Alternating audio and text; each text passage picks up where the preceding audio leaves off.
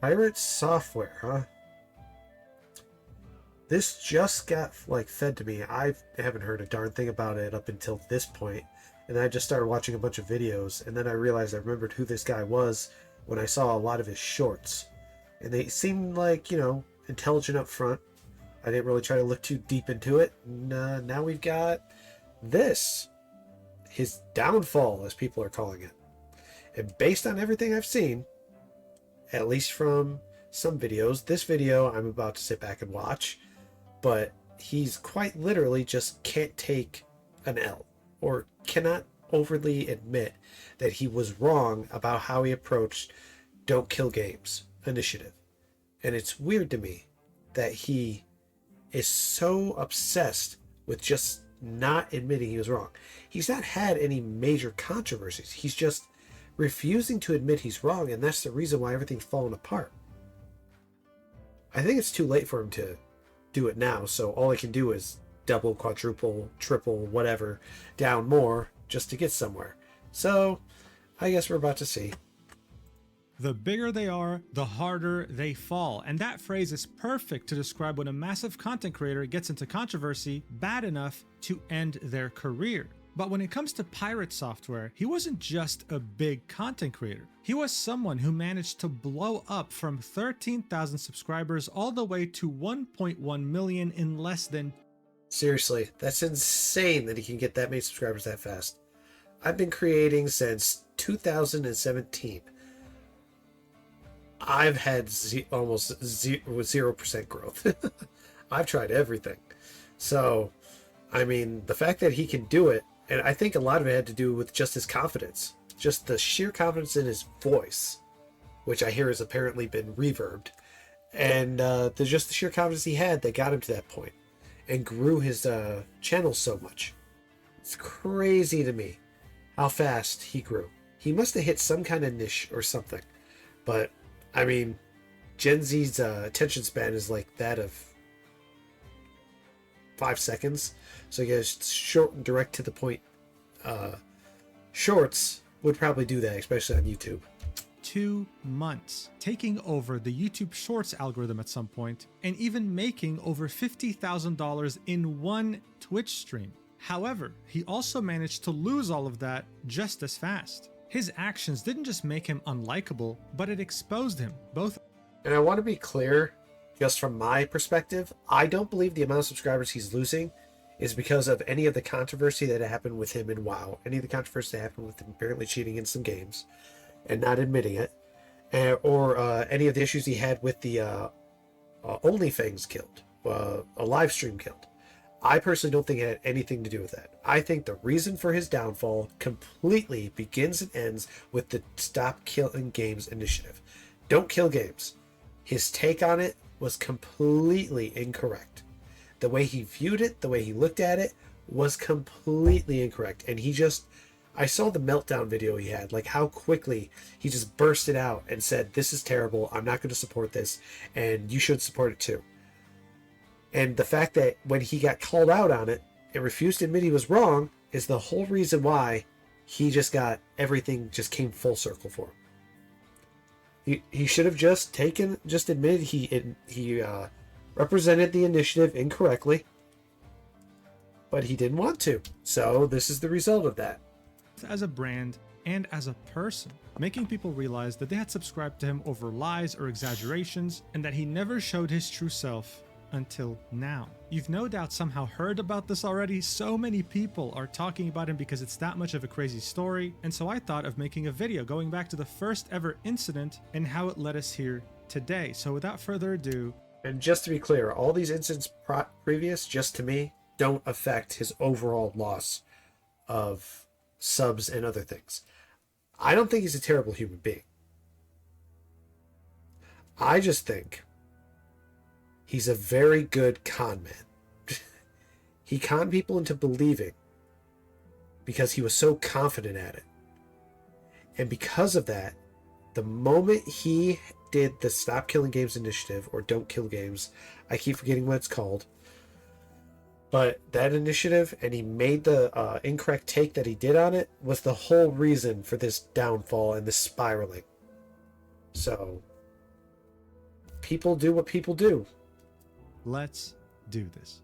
All right, so the first question to even ask here is, where the hell did Pirate Software even come from? Well, he created his channel in 2016. And while his channel would grow over the years, it would do so in a very slow manner, reaching 13,000 subscribers after 7 years. But then, at the end of October 2023, he would take a decision that would change his life forever. And that would be uploading highlights of his Twitch streams as YouTube Short. Look at those views. 21 million, 20 million, 19, 18, 14, 14. Crazy. Crazy that he grew so quickly. I mean, I could say the same about Queso. Queso grew fast. Well, I'm not sure if he grew fast or not. I don't know his full story. But he's nothing like this, mind you. But Queso took advantage of a joke and ran with it, and that blew him up.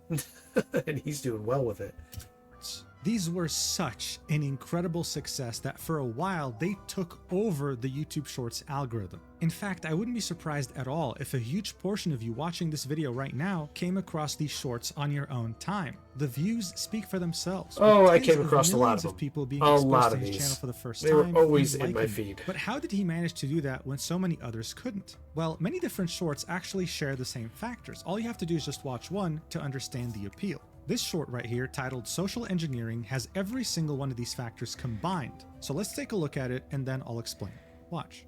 So when I worked at Blizzard, I had to do a social engineering task excuse where I me. had to hit customer support. And I had to get 50 questions answered. And let me tell you, I got my questions answered. I shouldn't have. That was the problem. They're not supposed to answer those. And one of the things that I found that was really interesting is people that had been there for 1 year were really, really hard to trick. But people that had been there for 5 years were really easy to trick. What have we learned? We've learned that training is the issue. Everybody that actually worked at the company got training in their first year and then they never got training again. So they became complacent, exactly. This explains a lot with Activision Blizzard, because I'm shocked to learn, when I saw this too, that they don't retrain their employees, which explains the turnover rate and probably explains a lot of these places, these game development companies that sell themselves to publishers and then the publishers fire them all. Because it's not about the success of the game, it's the fact that they're just a lot. I'm sure a big factor is probably like the game not selling that they make, but another big factor is the lack of training, because they'll have people there that become complacent.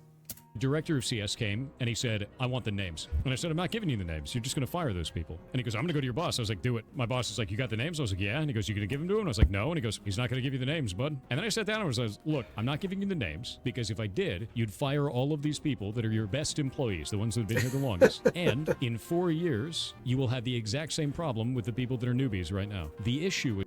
Oh, and this video was made by Mugen. It's a long video. I plan to go through the whole thing. But Mugen made this video, a deep dive into the violent unraveling of pirate software, from industry icon to glorified lolcow. I have no idea what lolcow means. I don't spend a lot of time on Reddit or in the meme space to know what all these different acronyms that they come up with. I mean, it's as bad as having a crap ton of pronouns. is not the employees, it's your training regimen. I sat down with him, we created a new 6-month training regimen, and guess what? I went back about a year later, did the same thing. All those people passed with flying colors. Not a single one of them answered my questions.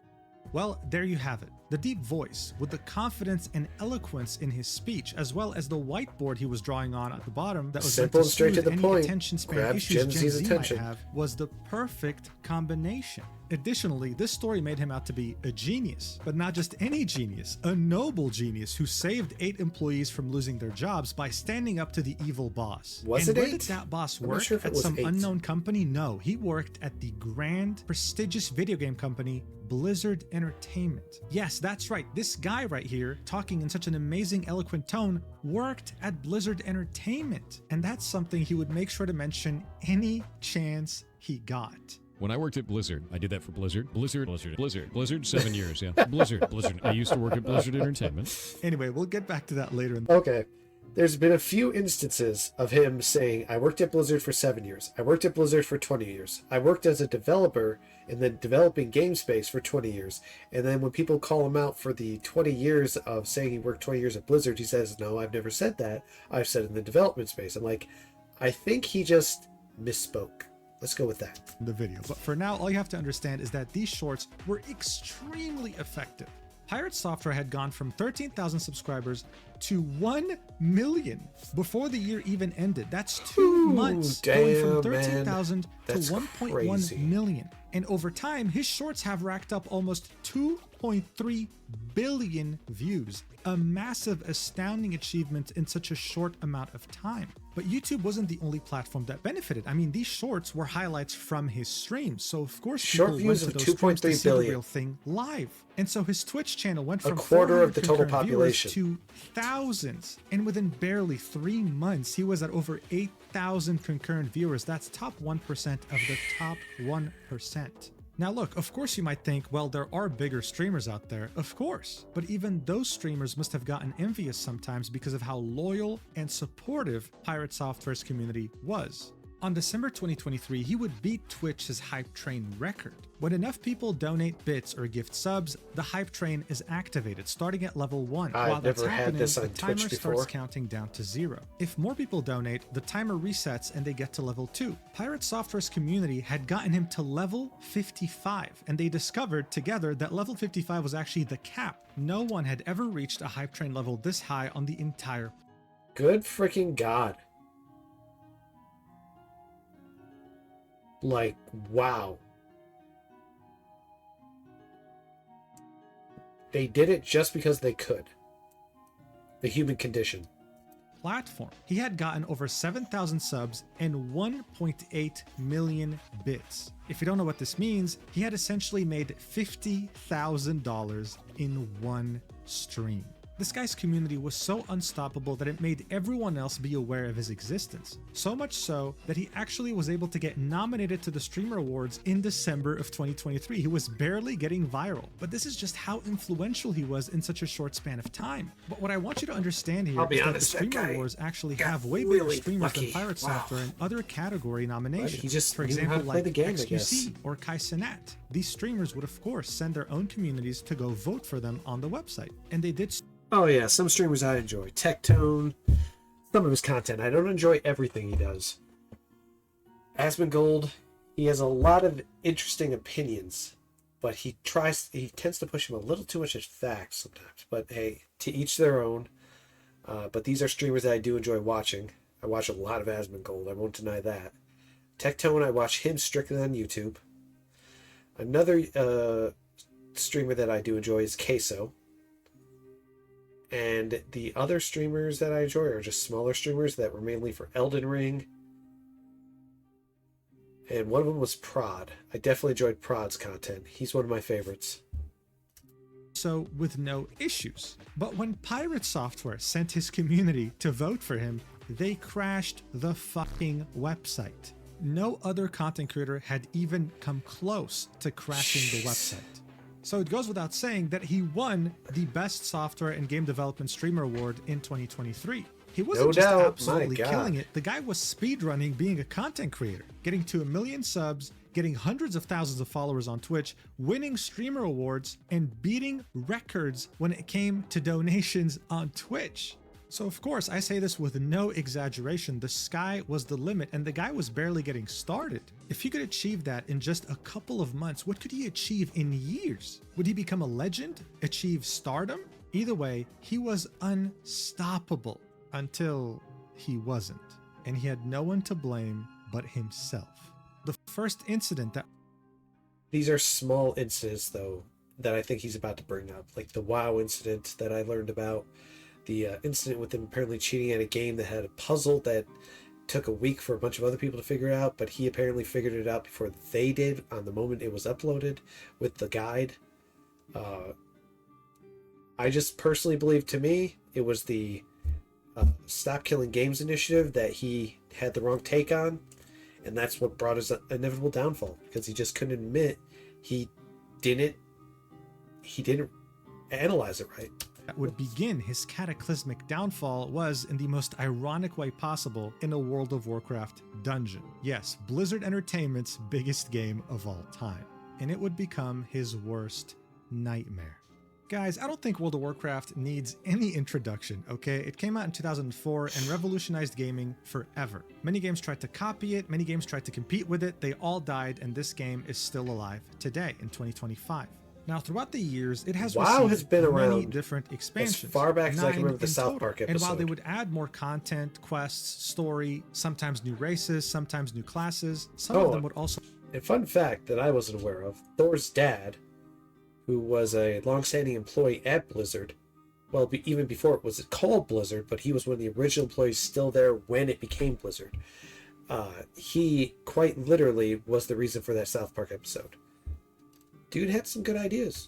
So permanently alter the game's fundamental mechanics. In other words, the game that you're playing now in 2025 is vastly different from the game that you would have played on release day. One could even go as far as saying that they're completely different games at this point. Seeing that so many people's most meaningful gaming experience while they were growing up was World of One of my favorite things to watch is Asmongold's transmog competitions. He hasn't done one, I think, in a while, but he does these transmog competitions where he sees how good you can make something look.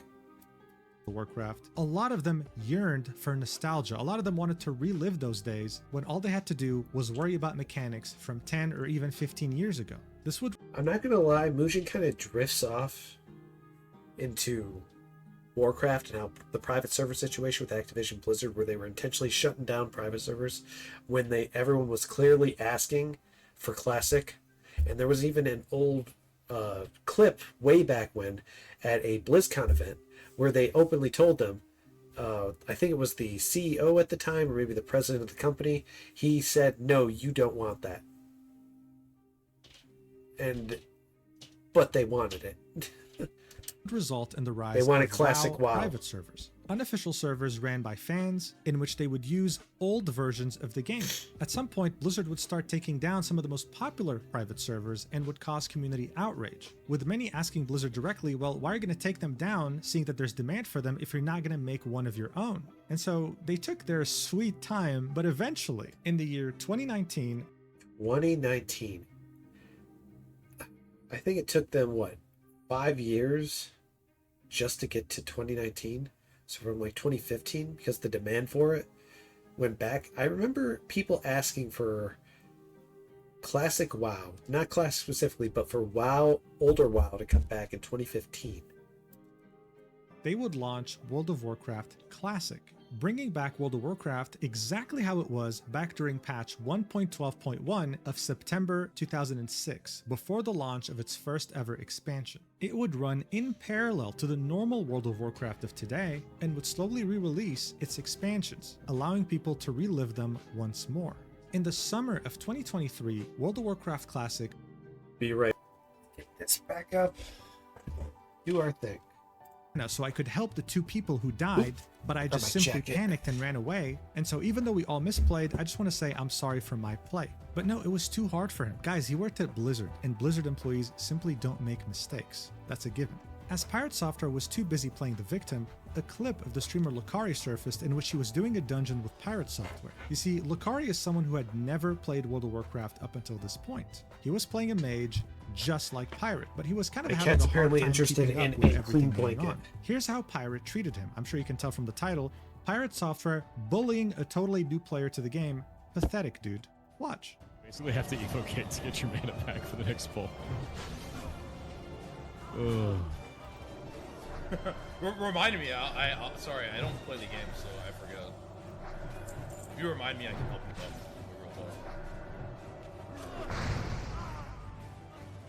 Yeah, it's too bad I'm the only mage in the party. You're right, Jen. If only someone else would cast Arcane. If only.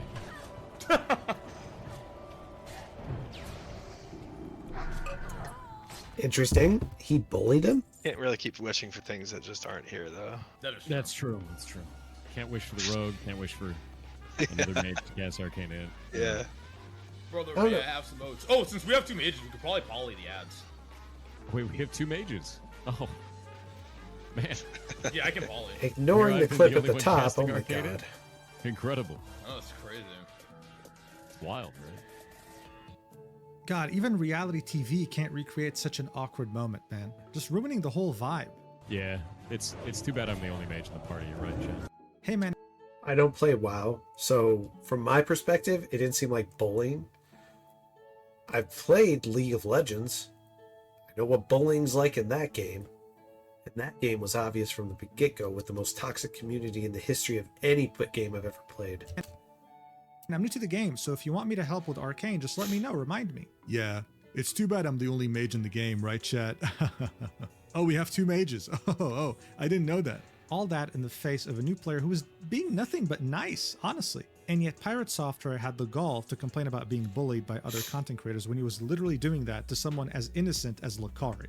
The culmination of all this Well, I don't know would if force he's Soda Pop to innocent take the decision of kicking Pirate that Software general from direction, but pinging everyone in the OnlyFans Discord and saying this: yes, I made a decision to kick Pirate. I felt a large majority of people in the guild felt uncomfortable playing or being around him and all that drama that surrounded him at this point. Even though some people may have not felt that way, a lot did. And after seeing some clips today from him quadrupling down, or I don't know what number we're on at this point, I think I'm making the right decision, but still I feel bad.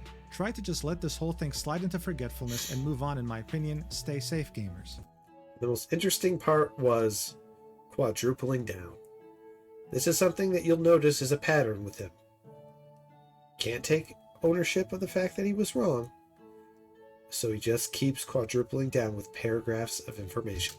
So look, at the end of the day, in World of Warcraft in general, when you're in a raid or dungeon, you have to trust every single member on your team to make sure that not only you complete the raid or dungeon, but that you also survive. This also applies on a way bigger scale in World of Warcraft Classic Hardcore, because one bad teammate can cost you the account that you've put dozens or even hundreds of hours in. And people just couldn't trust someone who couldn't take any accountability like Pirate Software.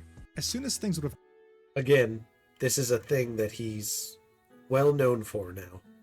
At this point, people come to the realization he will never ever admit he was wrong. Ever. The only time I've seen him get caught and live on stream admitting he was wrong was just recently, because he was talking with his dad. Or in a video I saw, he was talking with his dad, and his dad explained, "You forgot to wish me happy birthday." And he's like, "No, I didn't." He's like, "Yeah, you did." He's like, "Oh, I did. That's the message from last year." Jeez. gone wrong, he would have probably just ran for his life and said he had no mana again. And not many people really felt sorry for him, because at the end of the day, he was the embodiment of this meme. No one was forcing him to sextuple down. No one was forcing him to bully a new player. The only person who was shooting themselves in the foot with a shotgun was none other than Pirate Software. Putting a At stick this in the point, spokes. Jason Thor Hall, otherwise known as Pirate Software, was slowly but surely becoming a lolcow, but he had no idea. But that was normal, because fundamentally speaking, a lolcow is never aware that they're a lolcow. Look, there are a lot of definitions of what a lolcow is, but if I had to sum it up, well, this is the thing. There's a ton of definitions on lolcow. It's not even a real word, so if you looked it up on AI with Google, it'd probably just give you some rundown different versions. it would be very simple. It's someone who simply embodies the worst of the worst when it comes to human traits, but they would be constantly convinced that they are the perfect human being, never able to admit fault, and never willing to, even when they know that they're in the wrong. This by itself becomes very entertaining, and there are many examples. They come in all shapes, sizes, and even colors. And the mage who ran out of mana was about to join their ranks imminently. All he my had cat's to looking do up at me. to avoid this fate He wants was something. just fucking apologize, Thanks, man. Boo. But he just couldn't. In you fact, stay what he there. ended up doing was maybe one of the cringiest things in this entire video. I genuinely can't believe that someone in his 30s said this, but I mean, watch this yourself. You'll know what I mean. How did you get this deep? Stop feeding into it. All of the accounts that are messaging me are getting reported. There's a funny fact about this. I worked at Blizzard for 7 years. There's a whole lot of other people there that still know me, and all of these reports are going directly to them. They're well aware of the situation, and everybody who's messaging me, they're going to get read. It's kind of a dumb... See, the weird thing is, when I hear someone say stuff like this, quite literally, my opinion of them drops dramatically. Because you're using your position of power to abuse rights that someone else doesn't have. And I hate that. I hate it when people do that. And this is one of the things that I saw, and I was like, damn, dude. Just because you don't work there anymore doesn't mean you have the gumption and the gall to sit there and take advantage of something. I mean, don't get me wrong. People open doors for people all the time because they're benefit from a position of power. I have no issues with that as long as you take advantage of it to help build something. But for him, he's just using it to get out of a situation that he himself knows he caused. Dumbass thing to do, and I can't wait for all of them to get banned. Yep. Yeah, so all you guys whispering me right now with these threats, well, guess what? My dad works at Nintendo, and I'm going to tell him personally about every single one of you, so good job. See you later. It's like, bro, if they're sending you death threats, you really just have to report them in game, and I'm sure something will happen. You don't have to actually bother your Blizzard alumni. This clip was on January 14th. And guys, I swear to you, I am constantly impressed by how ironic life can be. I don't think we live in a simulation, but sometimes I do get the feeling because some things are just so perfect in comedic timing, you'd think that there was someone writing a script. One day, after this clip came out, Pirate Software was streaming the game Ashes of Creation during its second I heard a alpha. lot about that This game. is an Never MMORPG played it, similar though. to World of Warcraft, and it also has raids as well as dungeons. During a raid, Pirate Software would wipe the entire team. You would kill everyone single-handedly by pulling in the wrong unit. What would be his first reaction? Well, watch for yourself. Sabu is not paying attention. He pulled in the enemy, Sabu. and he died. God damn it, guys. Oh, no, who pulled the ocular?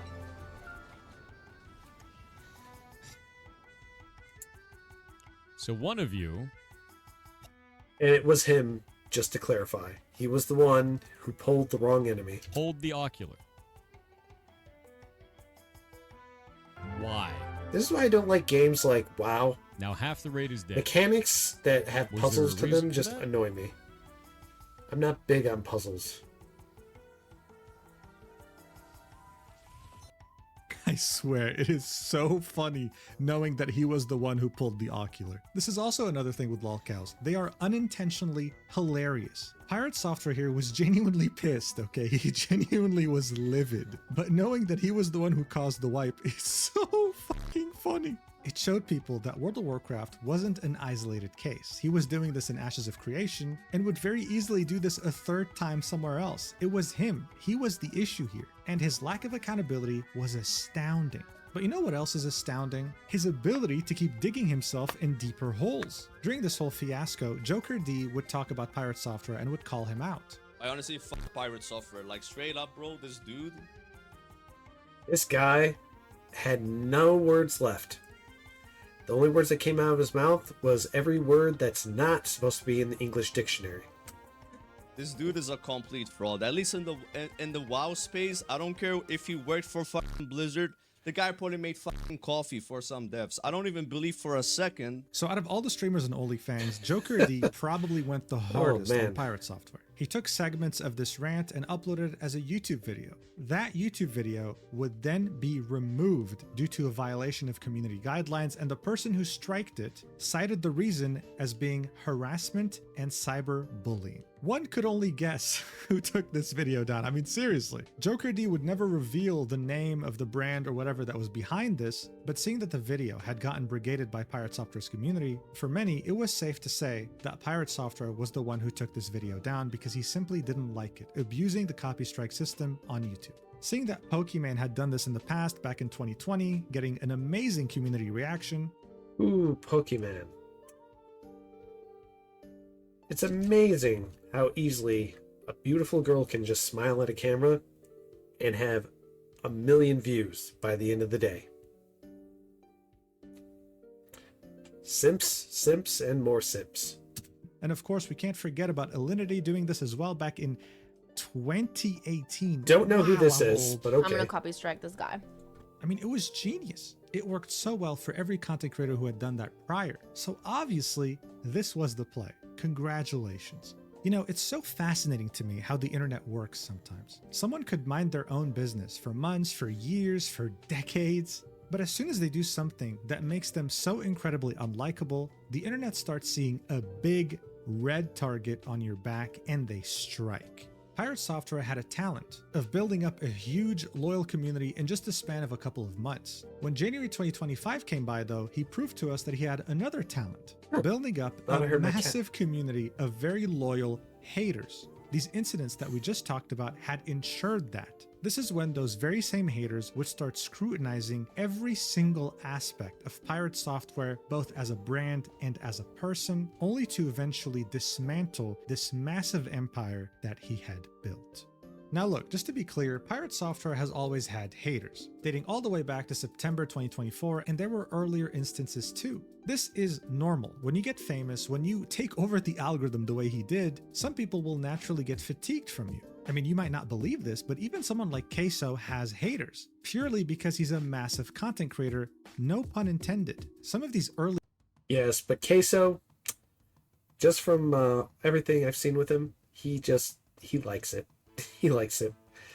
Because he took advantage of a certain word, F-A-T, fat, and he turned it into content, which was huge. The fact that he did that is huge. He found something no one else was doing and did it. Now you're probably thinking, well, there's people that have probably done it. Only thing I can think of was The Biggest Loser. That's it. That show. I can't think of any other shows that did that. Haters of Pirate Software would start making videos talking about his past. About how, for example, he wasn't the game developer he was making himself out to be, especially with his Blizzard experience. About how he used to go by the name of Moldavius Figtree and was a well-renowned furry in Second Life and EVE Online. But Yeah. I was on Second Life too. I did Second Life. Yeah. It's an interesting world to be in. I'll say that. It's an interesting world to be in. And I've been on IMVU. It's another interesting world to be in. Mind you, I'm not on those anymore. But yeah, those are interesting worlds to be in.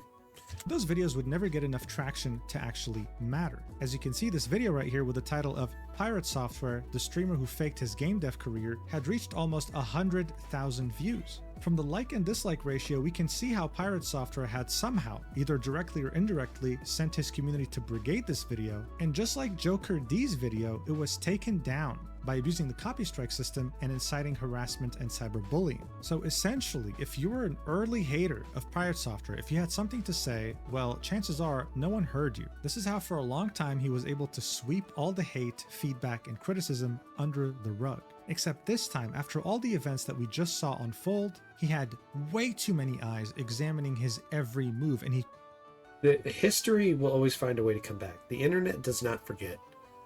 That's the biggest lesson people need to take away from this. The internet does not forget, because the word troll exists for a reason. Trolls want this type of drama because they will continue to feed it because it entertains them. couldn't just sweep criticism under the rug anymore. For example, around the end of January 2025, Pirate Software had DMCA'd an indie game and threatened to sue its developer. Oh yeah, I heard about this. This was interesting because I was under the impression that the voice in the when he featured the character in the game that he showed, that the voiceover that sounded and was from Pirate Software was supposed to have been accidentally from his live stream that was playing in the background. Sorry, I had to give my cat a small little spanking because he keeps coming up and meowing. Apparently just loves meow when I'm in the middle of something.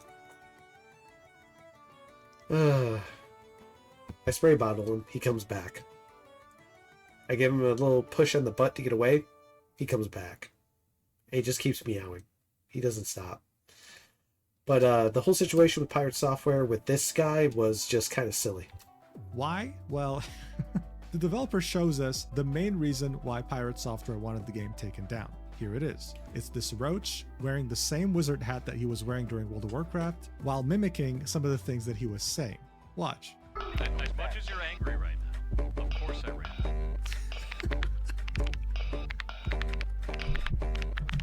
This whole game got DMCA'd because of this. I mean, this is how sensitive he is. And now many people were made aware of this. He couldn't just copy strike or DMCA just about anyone, because every time he did, he spawned more haters. His strategy was now outdated. Everyone was made aware of what had happened to them. I mean, even negative press is good is good press, if I'm saying that right. A lot of people do this. They put out a lot of negative stuff just so they can get attention. Even bad press is still press.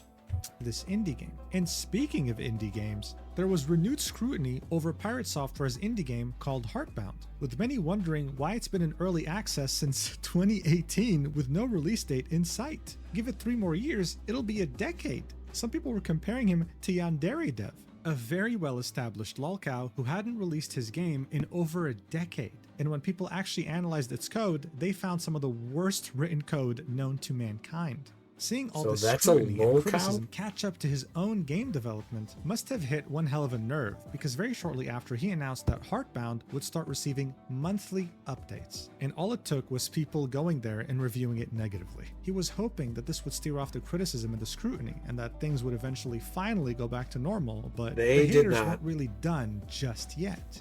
People were putting into question his entire identity, the fact that he worked at Blizzard for 7 years, but worked what exactly? As well as him claiming that he was one hell of a hacker who had gone to the yearly hacking conference, DEF CON, and won some pretty important events there with the help of his team that he never mentioned, of course. Always taking credit for this by himself. I mean, at some point he was invited to a podcast called Dropped Frames. This was a clip from it, and here's the title: Pirate Software on how he became a hacker for the government. These were the stories that he was... I don't recall any of his work history saying he worked for the government.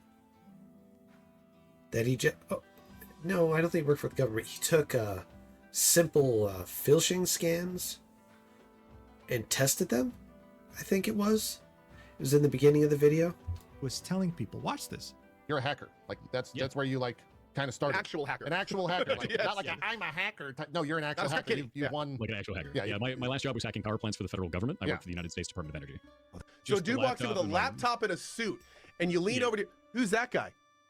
Well, that's the hacker from the government. Did he really work for the United States Department of Energy?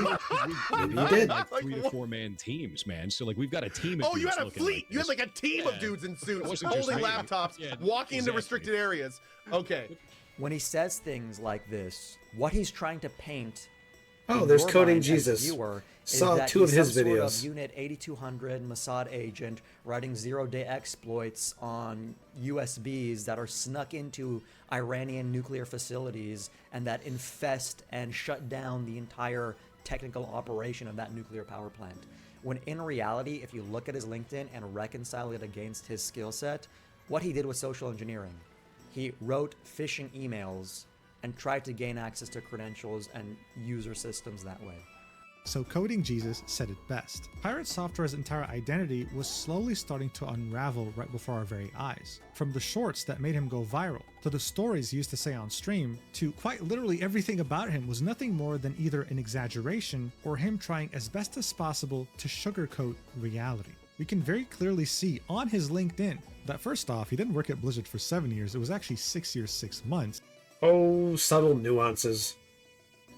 Maybe it was just 6 months of a break. I don't see that being that big of a deal. He was off by 6 months. That's a nuance. And that his initial roles were him being in quality assurance. For the first 4 years at Blizzard, so the majority of his time there, he was in an entry-level role, eventually being promoted multiple times and finishing off as a senior red team specialist. In his own description of the job, he said, infiltrated and exploited physical access controls, managed social engineering operations to improve employee awareness and resilience, and finally created, launched, and managed a global web application bounty program. As Coding Jesus said, this guy would literally just send phishing emails, make phone calls, try to pretend to be an outsider in order to have employees make mistakes so that they can improve internal protocols. I mean, it's an important job, that's for sure, but even on his LinkedIn, he would make claims that he worked on all these different games. I mean, yeah, indirectly, but none of your code made it to the game. You didn't model, you didn't texture, and you sure as hell didn't animate. You just so happened to work on internal projects in parallel to these games. And yet, every time someone would mention something about games, about the video game industry, about whatever, he would always start off by saying, I worked 7 years at Blizzard, actually, so I know what I'm talking about. When in reality, no, you have more... I worked 7 years at Blizzard, over and over and over and over. You hear it a lot. experience as an indie developer than you ever had as a developer at a AAA company. And that's the truth. And there's nothing wrong with that. It's just that he made this such an important and integral part of his personality that it felt like a massive betrayal. But that's not all. His dad was Joey Ray Hall. This picture right here is of 10 people. And if you don't know who they are, these people happen to be the original founders of Blizzard Entertainment. Yes, these guys are legends in every sense of the word. And the guy in the middle is none other than Jason Thorhall's father. He later became the director of cinematics at Blizzard, which is probably the only thing that Blizzard has been consistently good at for the last 20 years. He was also the inspiration behind this guy in South Park from the famous World of Warcraft episode. I love that this South guy Park was a episode. legend in every sense of the word. And so Mashable.com, when they made this article about PirateSoftware titled How Streamer PirateSoftware Gained Nearly 2 million subs in 6 months, they just had to mention the fact that he's a Nepo baby.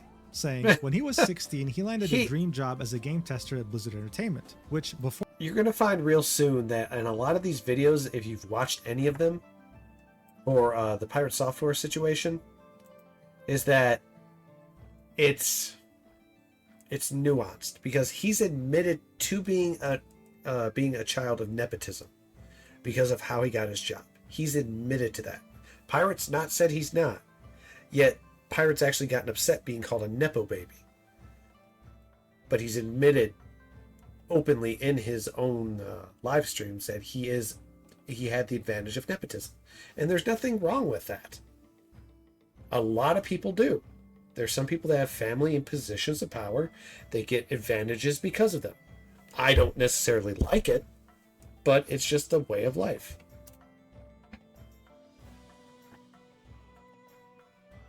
For the bloated loot boxes and corporate acquisition by Microsoft for $68.7 billion, was considered one of the most respected companies in the video game industry. It helped that he was a Nepo baby, since his dad, Joey Ray Hall, had spent over 2 decades at the industry titan since almost the very beginning. Now, of course, after 6 months, he would leave because he felt that the corporate life wasn't for him, and many years later would reapply by himself without the help of his dad, landing a QA role, which I believe, because if he had the help of his dad, no way he would end up in an entry-level position. But still, just them including this sentence, calling him a Nepo baby, truly triggered him beyond belief. I mean, look at what he had to say. Yeah, really not a fan of that. Not a fan of that. It's one of those things that I've been trying to fight my entire career. It's one of the things that I've had to argue with people in chat about. It's one of the things that we ban people for here. Anytime people say shit like that, because it's deeply disrespectful and it completely overwrites any of the things that I've done throughout my career as something that is somebody else's success, which they have not been in any possible respect. And it's just rude as fuck. And it's weird that he gets upset like this, but I think he's just upset because the issues are stacking up.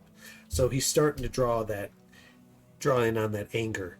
But as far as I can tell, just looking at it, he's openly admitted to nepotism, that he is a product of nepotism. He admitted it, and there's nothing wrong with that. It's just one of those things. So, what do you say? In the thing, he said it was he called me a Nepo baby in his article. No, that's dog shit behavior. Really gross. In any case, let's go find somebody to raid. I mean, you heard him, right? He would ban people in chat if they called him a Nepo baby. It's the easiest way to trigger him. And yet, at the same time, the same guy who's acting triggered over being called Nepo baby said this multiple times on his stream. Watch. So I'm second generation Blizzard. I'm the first second generation Blizzard employee that ever existed in the company. I'm also a second generation Blizzard employee. I was a second generation Blizzard employee. I was the first second generation Blizzard employee ever. I was the first second generation Blizzard employee. And I love that shit. I love that company. Working for Blizzard sucked. Again. He went from I love that company to working at Blizzard sucked.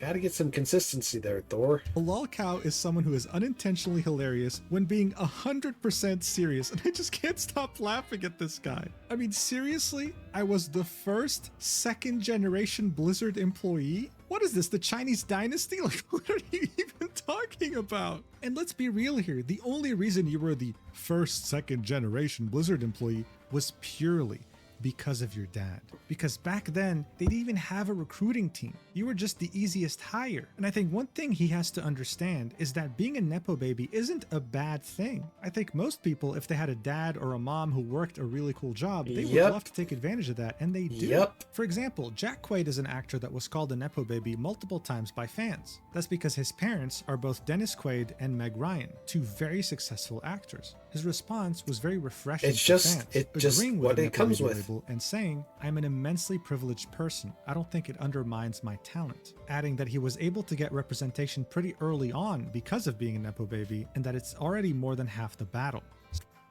Yeah, people that get upset at this because they don't like people that got advantage of privileges.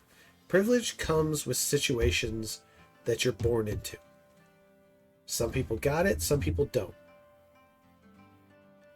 And how you take advantage of what you're given, no matter your situation, is how you'll turn out in life.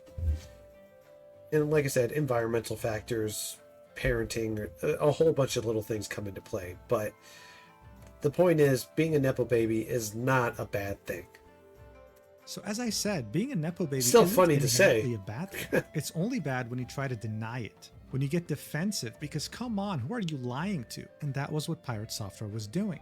It was becoming more and more obvious that Pirate Software had a massive ego, but also very deep-rooted insecurities. He wanted to appear like a genius no matter what. And according to him, geniuses never apologize. Geniuses never admit fault. Albert Einstein admitted fault. And he was a real genius. Because geniuses are ones who have changed the trajectory of how humanity has viewed the universe. That's my opinion. Albert Einstein, Sir Isaac Newton. You've got Stephen Hawking. There's one I always forget. He's the engineer. Oh, I always forget about him. But he was a great engineer. Oh, who the heck was he? I've got to remember.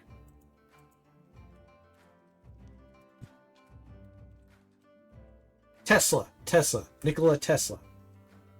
There we go. I remember now. But they also never make mistakes and always, no matter what, figure things out on stream. This is something that became painfully obvious when he would play some pretty hard puzzle games and would figure out some of the hardest things all by himself miraculously after looking at his phone, playing it off like it was some genius eureka moment.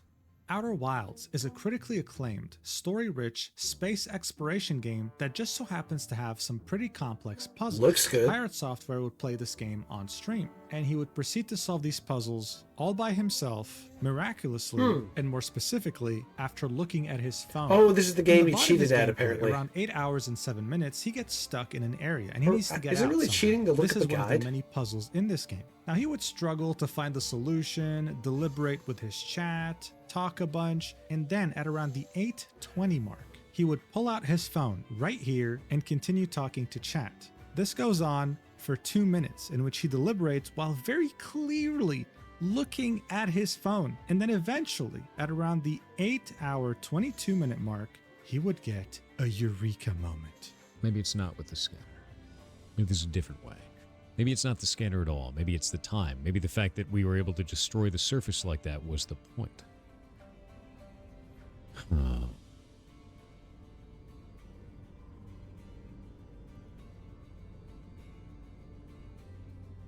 Wait a minute. Wait a minute. I mean, does he have to admit he looked at his phone or something? Shake his hand? I don't know. I don't think this is a big deal. I have an idea.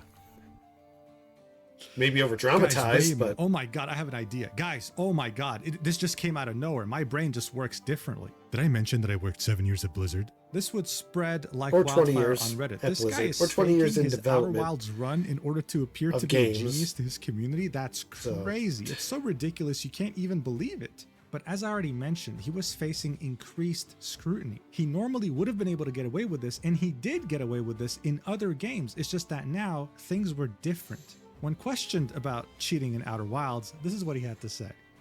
Why did you cheat in Outer Wilds? What? How the hell would... how is it cheating to look up a guide? I don't understand. Are we becoming like the Souls community all over again, where it's you got to play the game a certain way and do it this way, or else you're a pathetic noob and get good scrub? I'm like, dude, it's not that big of a deal. I look up guys all the time. I cheat in all my single player games. I do. I have an isekai, and yes, isekai, which means a power fantasy that I enjoy, and I like bringing it to life in my single player games. That's just me. I don't deny it. It's what I do. It's why even in the title up here for my stream, I've got Baldur's Gate 2 using the debug menu, cheat use. I don't care. My single player games I will always cheat at. It's just how I like to play the game.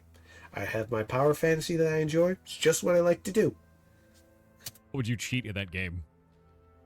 Bro, we played it all live on stream. Again, I don't think this is a big deal. This is just something minor. It's a wild this doesn't matter. Yes, how would you cheat while live streaming this as he stares into his phone for 2 straight minutes? You're absolutely right. The real controversy would be when he would play the game Animal Well that released on May 2024. You see, he played this game before the World of Warcraft. And just to reiterate, I only have issues with cheaters in multiplayer. That's it. If you're cheating in a multiplayer game just so you can get ahead of everybody else, no, I'm not okay with that. Cheating in single player, I don't give a crap. You can cheat all you want in single player. Single player is awesome. Power fantasy yourself into next realm as much as you want.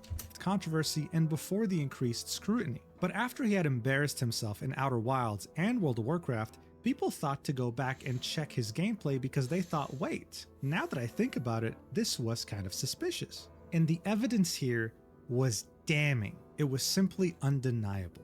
You see, Animal Well is a puzzle game, but not just any puzzle game. It has many puzzles and many secrets that are very easy to miss if you don't take your time analyzing every Not my type of game. When Not a the big game fan of first puzzle came out, games. you had people on Reddit and in forums trying to work together in order to find all of its secrets and puzzles. One of those puzzles was the Wingding puzzle. This took the entire community over a week of teamwork in order to find the solution. This was a group effort in every way, and no one person could have solved it by themselves. The guide came out on May 19th, 2024, and it just so happens that Pirate Software miraculously, all by himself on stream, solved this puzzle on May 19th, the day the guide came out. I mean, bro, seriously. Excuse me. You'd also have some people write entire...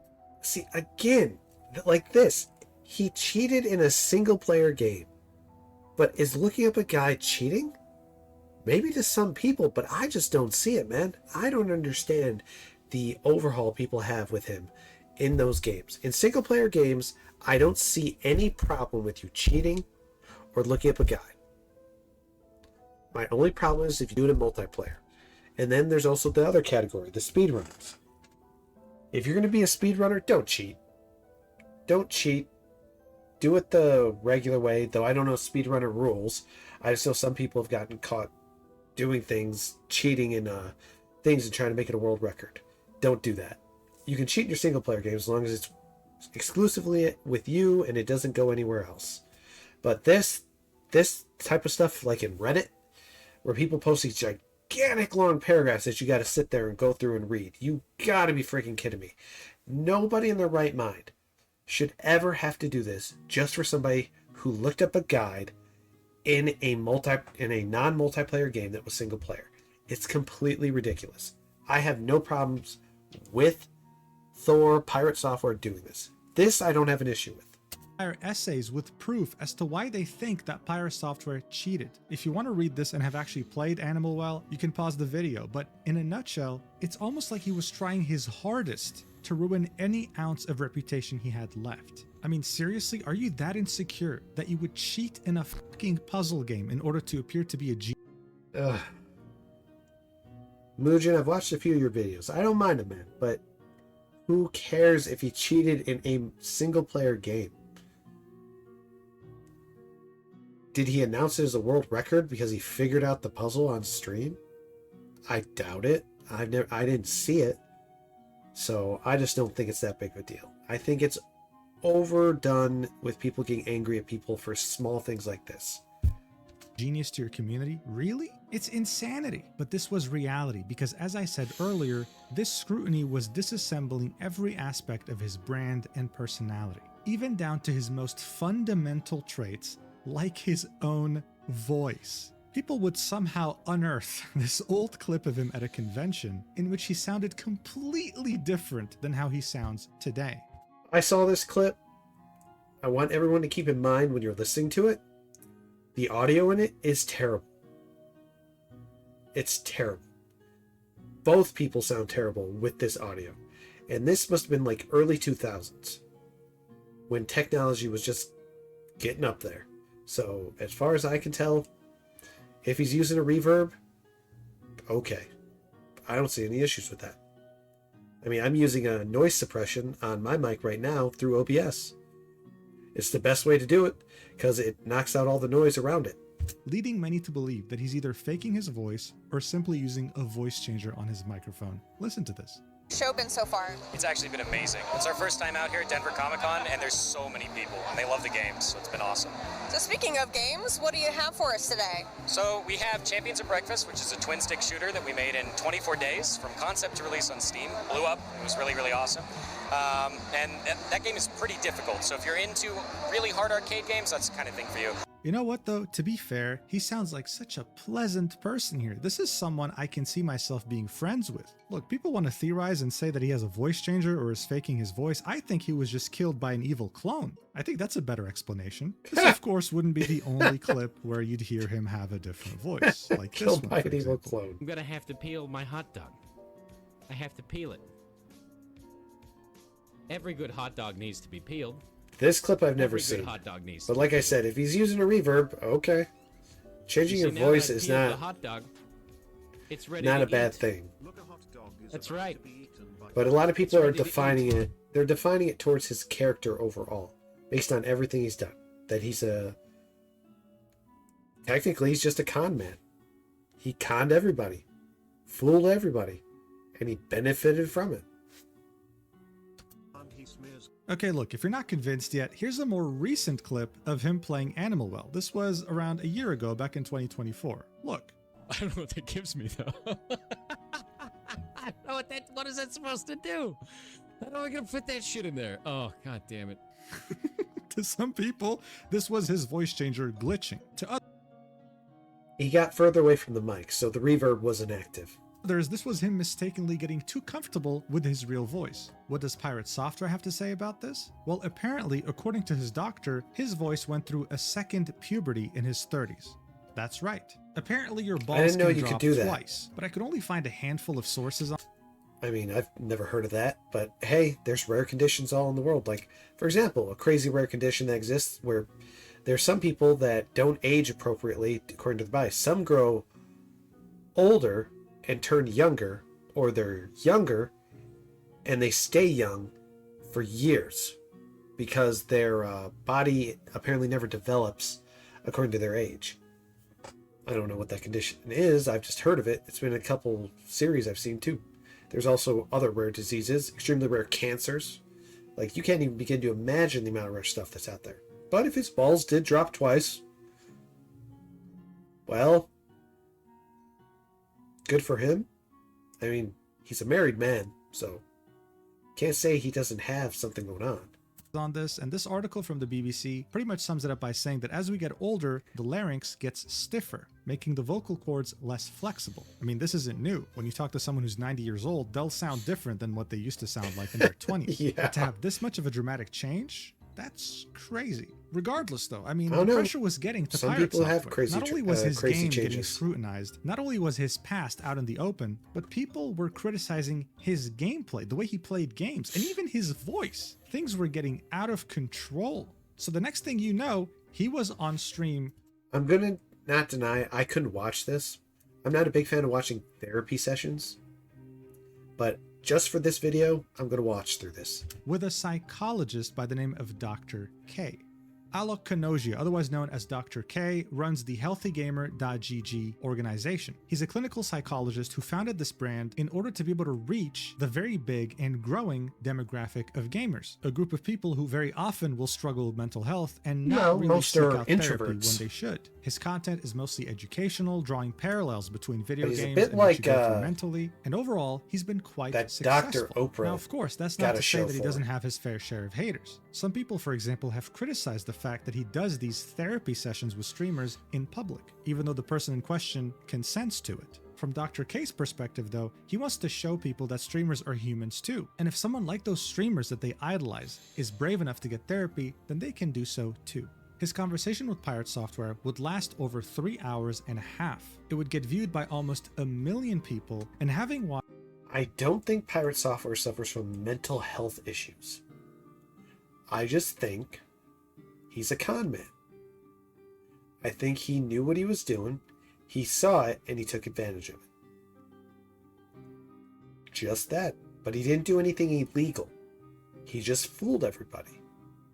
That's it. Nothing that complicated. Watched a good chunk of it, I can tell you right now, regardless of what you might think about Dr. K, I think this stream truly shows his incredible skill in being able to converse with such an obvious narcissist without having him rage quit the call while still trying his best to give him a reality check. And for you to understand that, I want you to watch this clip. This shit right now is like, they come in and they're like, did you know that he worked at Blizzard for 7 years? Like, yeah, that was my career. And I'm proud of that. So of course I'm going to talk about that because it gives context to talk about other things around the games industry, which is what we do on the stream. Yeah. So I think sometimes the things that I talk about in regards to those types of things is misconstrued as arrogance or boasting, when in reality I'm just trying to give context. So that is the problem right there. So I want you to listen to this phrase. Sure. This gets misconstrued as arrogance, but in reality, it's this. Yeah. That is the most arrogant statement on the planet, bro. Like, tell me I'm wrong. Okay. I don't see it that way, but all right. God, it must be so hard talking to someone like that. Anyway, in the next clip, you'll be seeing the logic behind Pirate Software's attitude when it comes to never apologizing.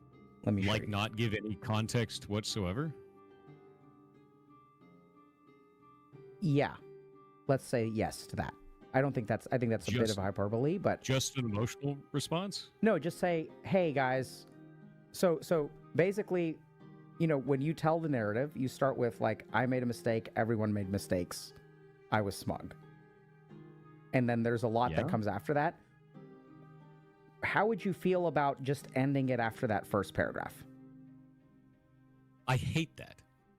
Okay. I have like a I hate that.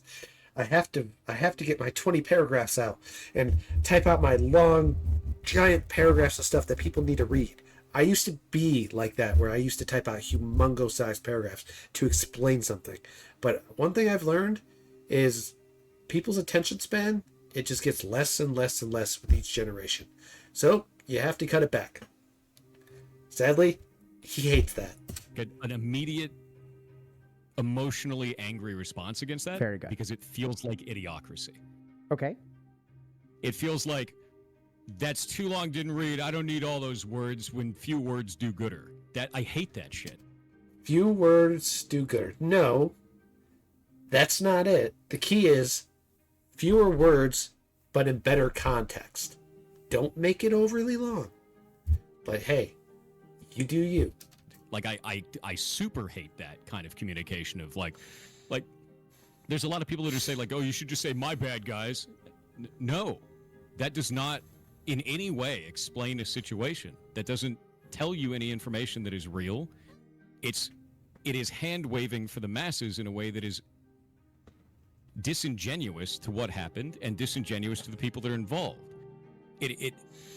I feel like to do that would be just me lying for the sake of lying so that people would fuck off.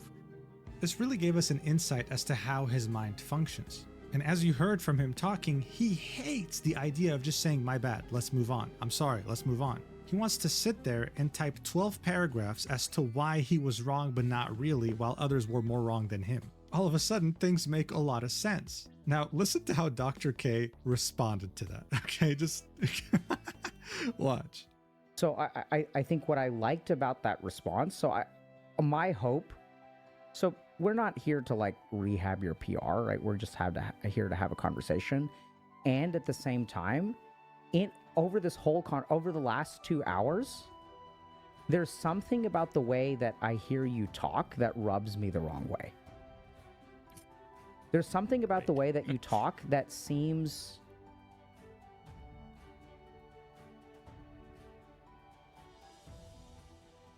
Come on, Doctor. So I'll tell you what. Dismissive. Don't hear that word often. No, I agree with that. Right? So No, it's like, I made a mistake, we all made mistakes. Okay. Right? So there's something about your sentence construction. It's like, oh yeah, Thor, I'm sorry I cheated on you, bro. I really do love you. You know, we both have flaws in this marriage. I think the funny thing here is that Dr. K is known to be very caring, very nice, and not confrontational at all when it comes to streams like this. But in this case, seeing that he's an experienced psychologist, he knew when to become confrontational. He knew when to call out Pirate Software on his bullshit, and this is what it was: bullshit. In just a span of like 20 seconds, Dr. K had essentially summed up people's entire problem with Pirate Software. When he would be criticized, when he would be given feedback, when he would be given advice, he was always dismissive and smug. And this smugness is what led us here. People were hoping that this productive 3.5-hour conversation would actually lead somewhere, maybe actually make him... I wonder if the Dr. K did this for free, or if Pirate Software paid him. I'm not sure. One of two must have happened. Unless he's just gonna get the...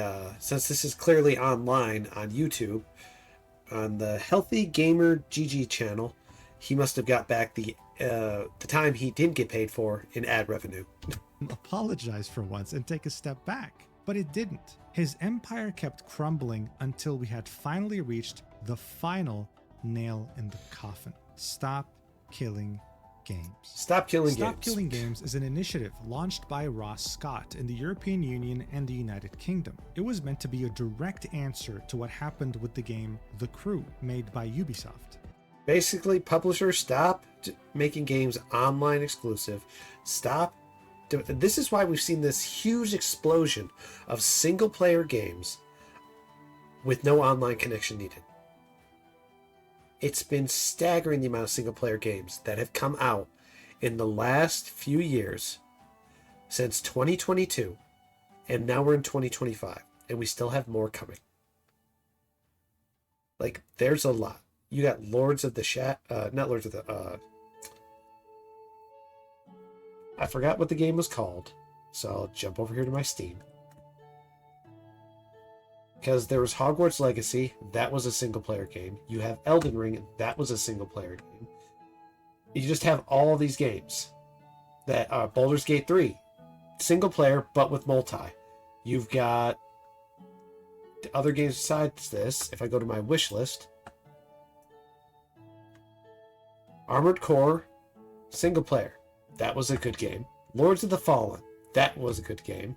Now there's Elden Ring Night Reign, which requires an online connection for co-op, but you can run it in single player. Like, there was Tainted Grail, The Fall of Avalon, single player game. Like, there's been this since 2022. There's been a resurgence of single player games because developers have been total garbage with these online games that require online connections, online maintenance, and battle passes. Just annoying what they've been doing. So Stop Killing Games is a way to make sure that these online games have an end of life plan. That's it. That's the whole point. But I don't agree that MMOs should not have an end of life plan. They're MMOs, dude. Once they're shut down, they're done. And you didn't necessarily pay for it. Most of them are free. But the ones you did pay for, perhaps you do deserve the right to have an end of life plan for. But in my context, for Stop Killing Games, I believe that if you have a bunch of games that are MMOs, but they're free to play online, they don't need an end-of-life plan. However, if you have to pay out of pocket for them, and you spent $69.99 on it, plus a battle pass, and then they just shut it down on you? Oh, hell no. No, no, no, no, no, no. You give me game. You give me game to put on private server. Me speak like caveman, because this is what's going to happen. People are going to go into caveman mode, and they're going to go nuts on these not the developers, the publishing companies who do this.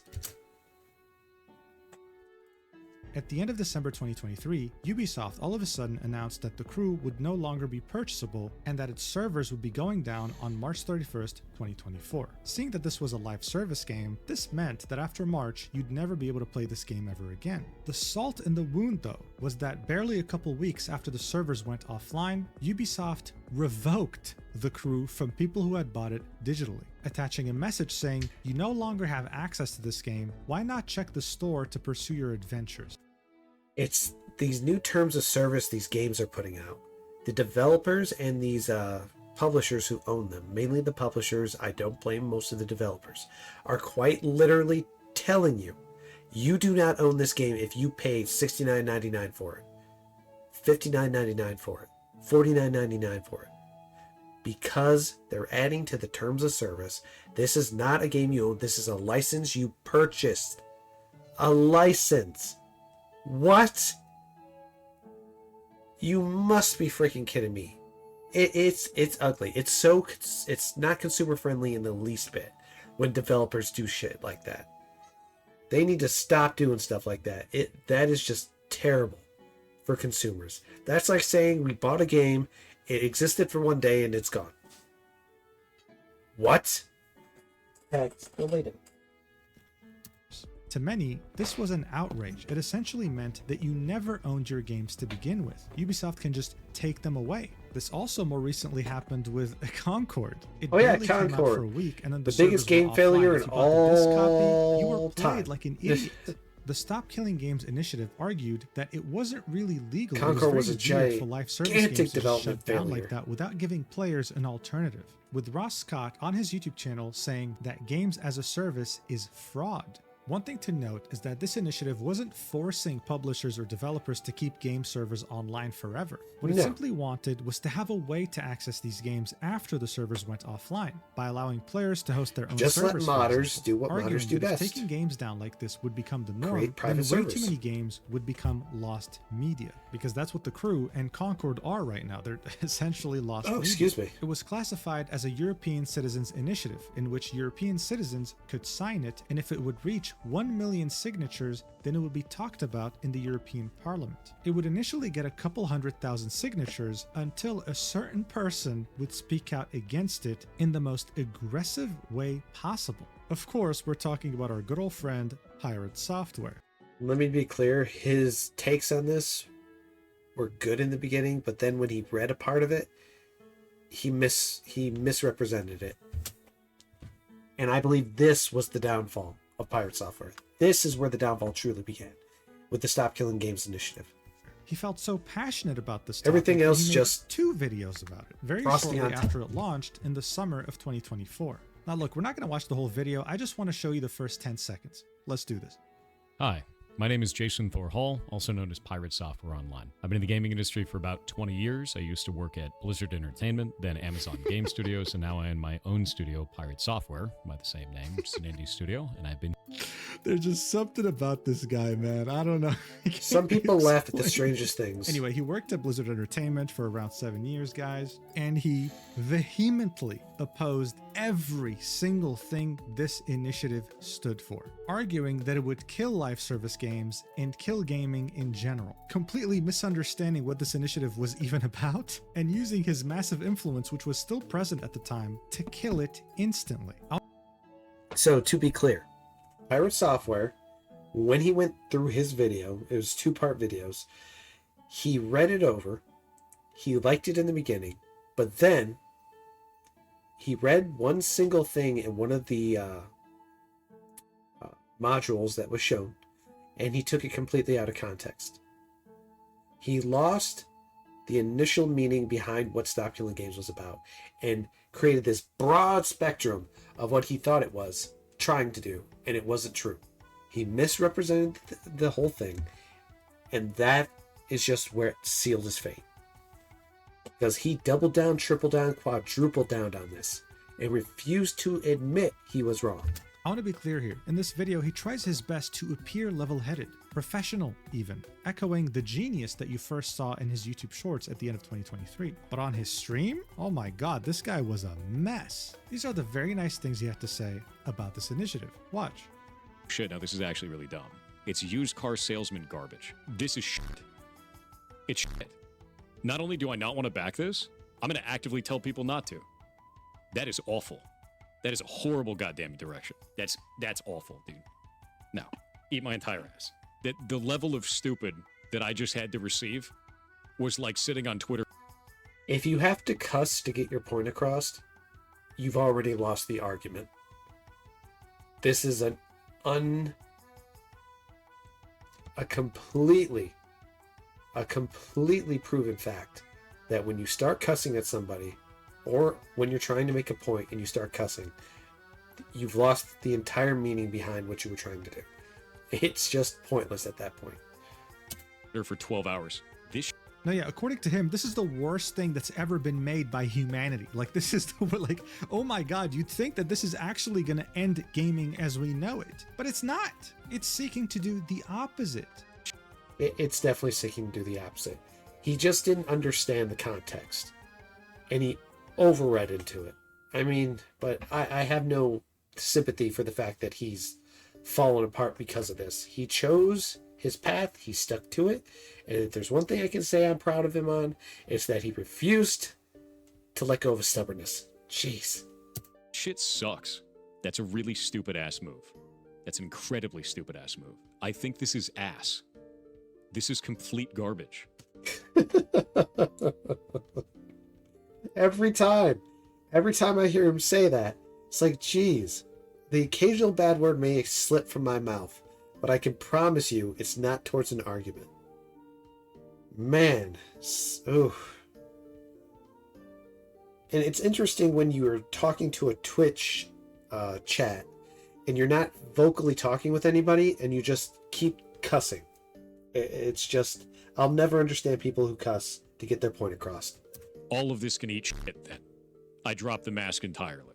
In his very professionally level-headed video, he says this. It's incredibly important to me that we keep making games and that the next generation has the tools to do so their medium doesn't die out. But that's exactly what Stop Killing Games wants to do. The whole point of this initiative is for this medium to not die by allowing so many games to become lost media. And yet, this is what Pirate Software was saying about this whole thing. I think live service games getting sunsetted is fine. I've always thought that. And that's okay. There's nothing wrong with that. I mean, at this point, just no comment. When he would start receiving quite a bit of backlash, of course now there's more dislikes, but when it first released, I'd say 30% of the like to dislike ratio was dislikes. He made this pinned comment, outlining some points that don't really help his very aggressive reaction that came out of nowhere. It does not. And then ended it with a quotation saying he won't even talk to Ross. That's another thing. He wouldn't even have a conversation with the guy who started the initiative. And it's crazy to me. Now, I'm sure most of you have seen videos on this, and the videos that are on it were done by Penguin Z, Asmongold, Tectone, and there's quite a few others I can't remember off the top of my head. And they quite literally are for the initiative because they understand it, because it's not that complicated. If you have to post this gigantic paragraph of death, like if this is your post, I'd say 30% of the like to dislike ratio was dislikes. He made this pinned comment. Yeah, right here. If you got to post a literal poem that's this long, then you have no business talking about it.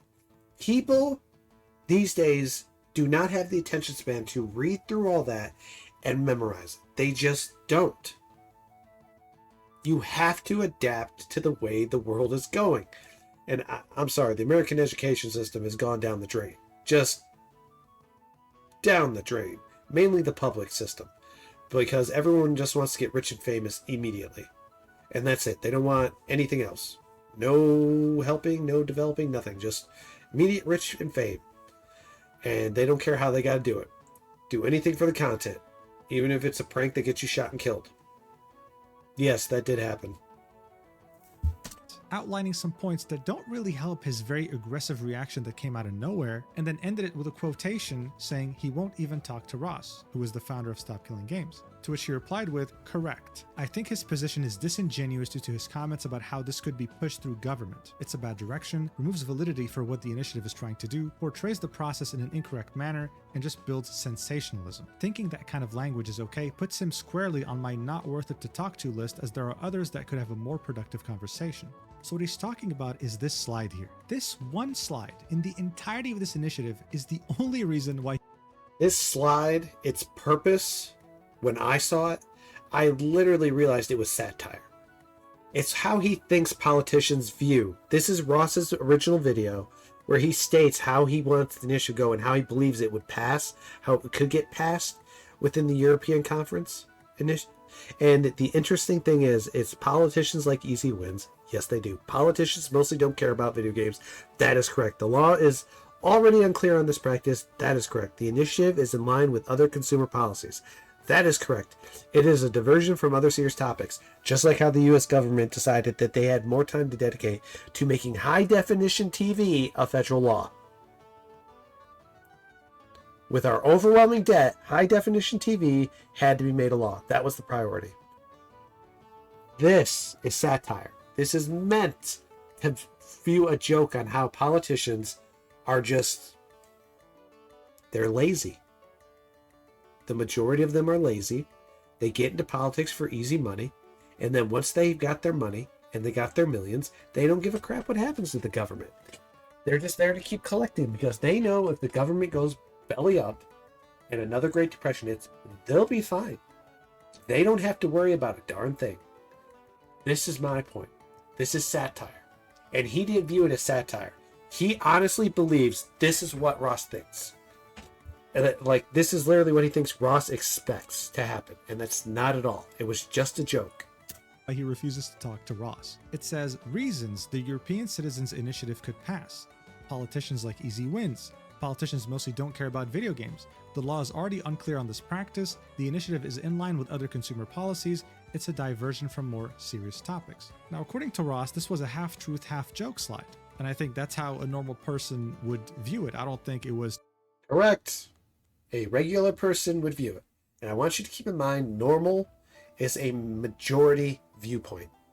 It's what the majority of society views as what's considered normal. Like, I'll give you a good example. Shaquille O'Neal, 7 foot tall. The majority of houses are not built for Shaquille O'Neal to walk through the doorway. They're just not. We build it based on normal society. That's just what this whole thing is. Tone deaf in any way, but it angered the hell out of Pirate Software for some reason. I don't know why. Some people theorize that it's because he got close to Ludwig, and together they founded the games publisher Off-Brand Games. When the Stop Killing Games initiative came out, I'll be honest, I know nothing of Ludwig. Zero. Nada. Whoever this guy is, I believe I've only seen one video of his, and I could have swore he was like a news commentator YouTube channel. That's what I thought he was. So, I mean, my knowledge on Ludwig, whatever, is nothing. They were in the process of releasing a live service multiplayer game. So there was definitely some sort of a conflict of interest here. Regardless, this European Citizens Initiative had a 1-year deadline. It would be automatically closed on the 31st of July, 2025. And by the end of June, it barely had 500,000 signatures, which meant it had no hope of ever reaching 1 million, or so it seemed. This was until Accursed Farms, the channel owned by Ross Scott, would release a video titled The End of Stop Killing Games. It's an hour-long video that kind of reminds us what this initiative is about, how we got here, the feedback and criticism he's received, the changes he's made, and of course the majority of the video is him responding to Pirate Software's very aggressive criticisms. Most of the clips of Pirate Software crashing out over the Stop Killing Games initiative were actually from this video. Ross addresses every single one and ended up, whether intentional or not, making Pirate Software look like a clown who had no idea what he was talking about. This video almost has 1 million views, and many people watched it. Some of those people happen to be way bigger content creators than Pirate Software, and seeing that this very important initiative... I mean, at this point, he's a pretty big content creator. Probably not getting as many as Asmongold. Maybe more than Tectone. Definitely not more than Queso, but he's pretty up there, even despite all the tiny video game controversies. Was very close to failure, tried their best to bring as many people as possible to sign it. For example, Moist Critical talked about it in his videos at over 3.5 million views. Hell, even Jacksepticeye talked about it on his... I remember, see, I know these guys because I recognize their faces. Moist Critical, also Penguin, and then you've got this guy who's a... I learned about him through Subnautica because he played that game. And he's got a very funny voice. Not sure what country he's from, but his voice is funny to me. On his second channel, and the video sitting at over 1 million views. People understood that this initiative wasn't just a good thing for video games, it was integral to ensure its survival. Yeah, and I want to be clear about this.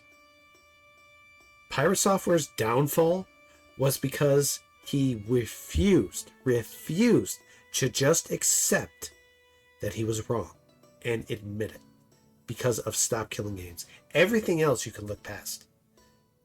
The guy didn't break any laws. He didn't commit fraud. He didn't do anything like that.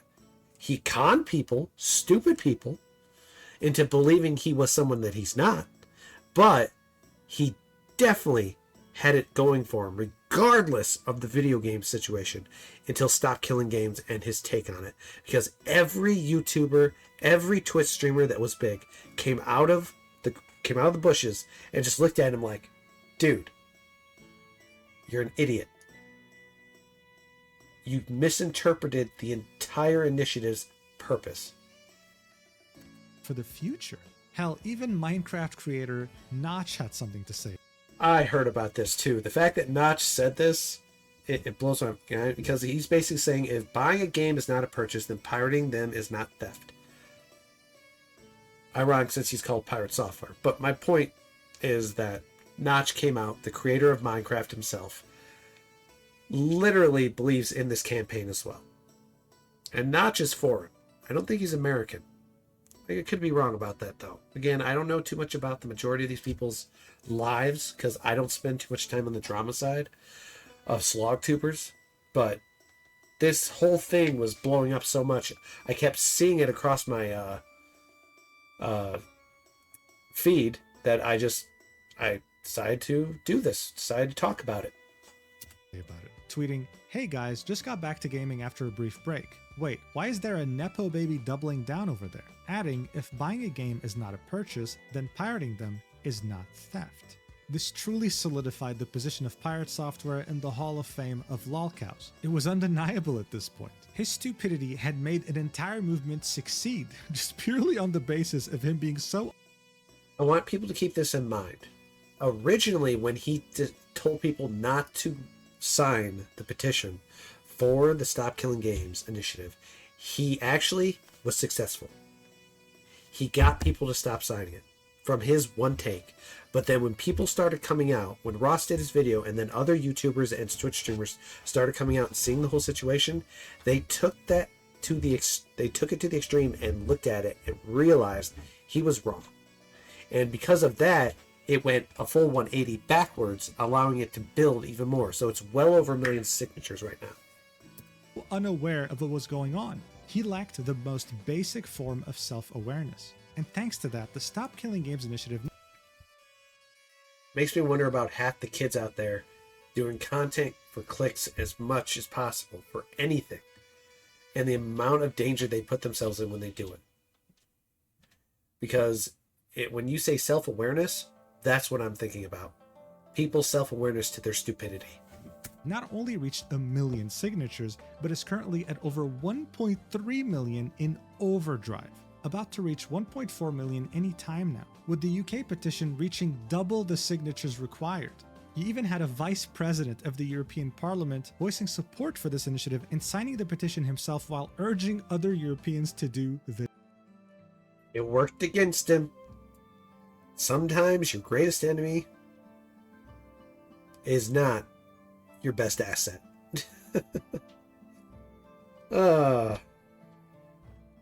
All it took was for him to just admit that he was wrong. Why are there people like this that exist? I don't understand. Why is it so hard for people to just admit they were wrong about something that they said? And it's not that he just said it one time. He said it a dozen or more times. He could have kept conning everybody.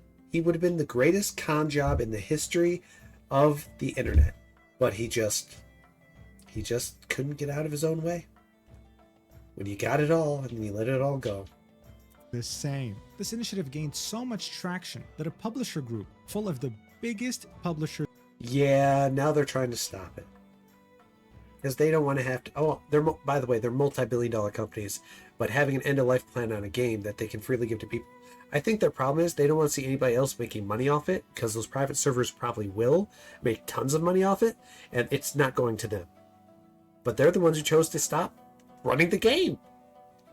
If they're watching these private servers make all this money, then why don't they just simply run the game? Keep running it. It's still making money. What was the point of you shutting it down? Oh, that's right.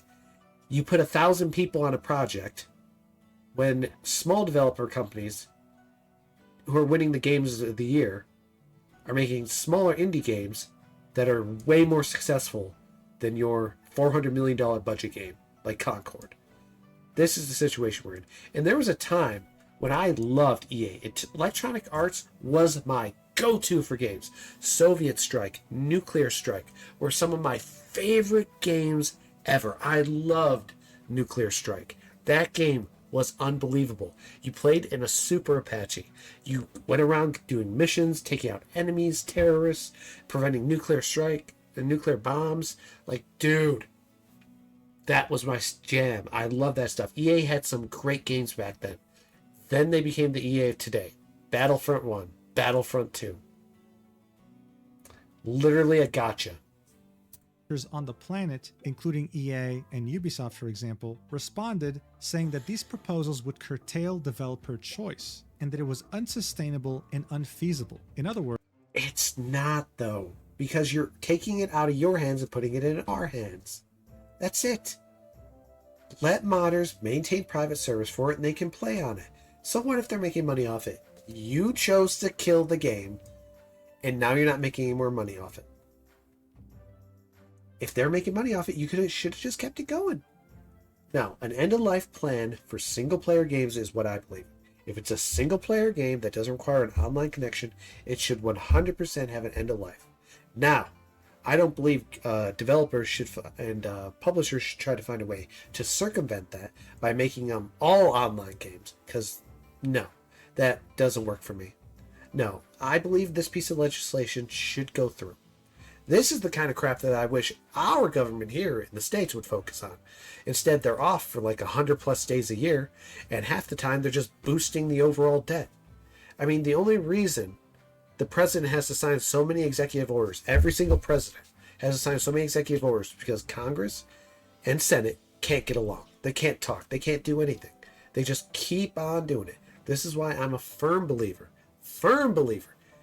in the idea of the Convention of States, where it's the idea that we put term limits on senators and congressmen, 100%.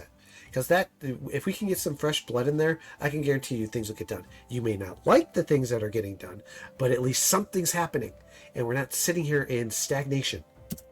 They were very scared that this could actually pass. Being a gamer myself, I wish this initiative the best of luck in Parliament, and I truly hope it passes. When I buy a digital game, I'd like to know that I actually own it and that it won't be taken away from me at any...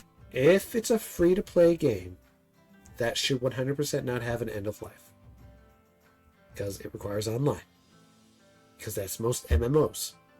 Any given moment. But while this initiative was that's gaining just a lot me. of positive attention, PirateSoftware, on the other hand, was gaining all the negative attention. He's currently bleeding over 10,000. This is where his downfall truly begins. Because of his stop killing games take and his doubling, tripling, quadrupling down, he's lost thousands of subscribers and viewership. The majority of people that are probably still subscribed are trolls who just want quick access to him to post their things out of their mom's basement so they can feel good. 1,000 subscribers daily on his YouTube channel and has currently lost a massive chunk of his viewership on Twitch. I mean, look at these numbers. He used to peak 15,000 concurrent viewers and is now down to 5,000. Hell, I would kill just to have 2. That's 1/3 of where he used to be 7 months ago. And that's without mentioning all the followers he's been losing. I mean, look at this, minus 50,000 just in July. Additionally, this renewed scrutiny has prompted many YouTubers like Coding Jesus and Slop News Network to Yeah, they just went back and analyzed his code. Now, another thing he got called out on. Again, he just refused to stop doubling, quadrupling, and tripling whatever down on Stop Killing Games. And so, out of the woodwork, we get the most random thing you can imagine. Coders, literal programmers, coming in and checking his code, looking at it, calling it out.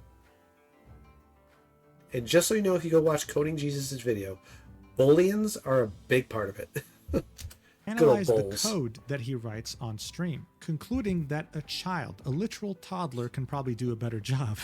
Seriously, this is the gift that keeps on giving. Because, yeah, it of does. course, Just keeps on instead of gifting. just apologizing, taking a step back, taking the L for once, admitting you made a mistake, maybe taking some advice that Dr. K gave you, he would triple down or quadruple down. I guess I can't even keep track at this point. No, and you make can't, this post, because it's saying it's the most well over interesting 10. narrative is that my video somehow killed the initiative. This graph shows that the initiative already had a downward trend in interest when my videos dropped. My videos do not seem to have had any impact on the movement at all. Making me the villain did though. Best of luck with your next steps. So at this point, I can't help but be impressed how much he's willing to die on hills that don't matter. People aren't even tracking cumulative signatures and daily signatures. They just understood that this initiative is worth fighting for, it's very important for the longevity of games as a medium, and that you, with your massive platform, not only criticized it very aggressively, thinking that this was going to be an easy win that made you out to be a genius, but I'd have to look at these graphs closer, but I don't understand a single thing that they're talking about. urged all your audience, all your strong community to not sign it when they were telling you to sign it initially. That's how you even found out about the initiative. He would then later tweet this, saying, I am no longer working at Off-Brand Games. And here's another thing he does. He lied, saying that they were getting review bombed.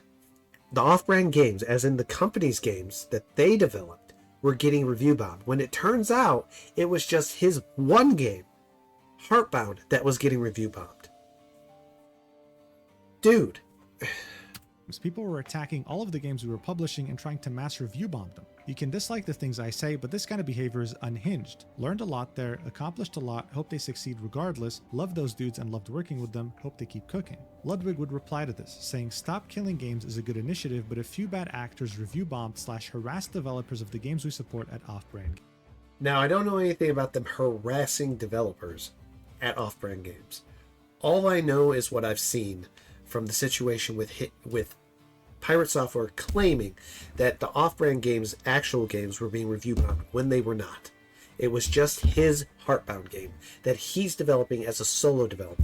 Games. Appreciate Thor stepping down for the betterment of the devs and their games, to which he would get community noted. The note said, Rivals of Either 2 has not been review bombed. Verifying No, they this haven't. is as easy as opening the Steam page and looking at the graph of reviews. And if you go to the game, scroll down, and look at the graph that shows review trends, we can very clearly see that there's no review bombing going on. If anything, there's positive bombing. Look at all these positive reviews in June. But hey, anything to be the victim, right?